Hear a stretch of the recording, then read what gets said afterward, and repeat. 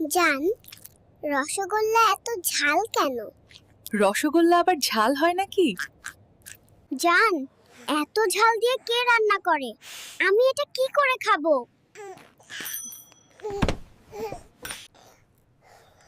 আইসক্রিমটা এত ঝাল কেন?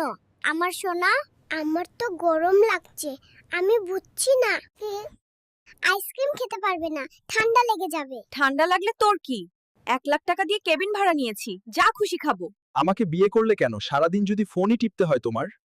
আমি যা ইচ্ছে করব। তুমি থাকলে থাকো, না থাকলে চলে যাও। আচ্ছা, তোমার বউ কোথায়? আমি বিয়ের বয়সে এসেছি, বোকা। এখন কি বউয়ের কথা বলছো? জান, বোরকা পরে পর্দা করতে পারিস না?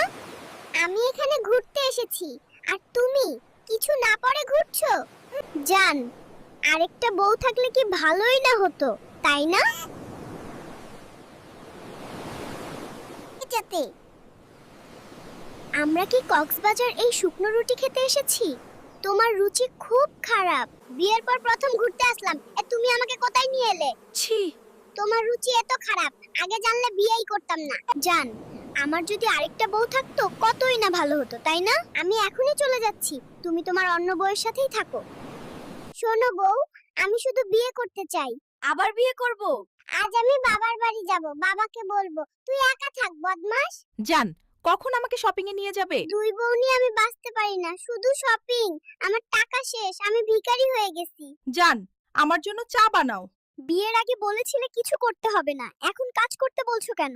আমি আমার বাবা মায়ের বাড়ি যাব। আমার দুইটা জান, আমি তোমাদের অনেক ভালোবাসি। আমি আরো 3টা বউ আনবো, তাদেরও ভালোবাসবো। সুমাইয়া, আমাকে আনব্লক করো, না হলে আমি ফিডার থেকে দুধ খাওয়া বন্ধ করে হাসপাতালের বাথরুমে শুয়ে পড়বো।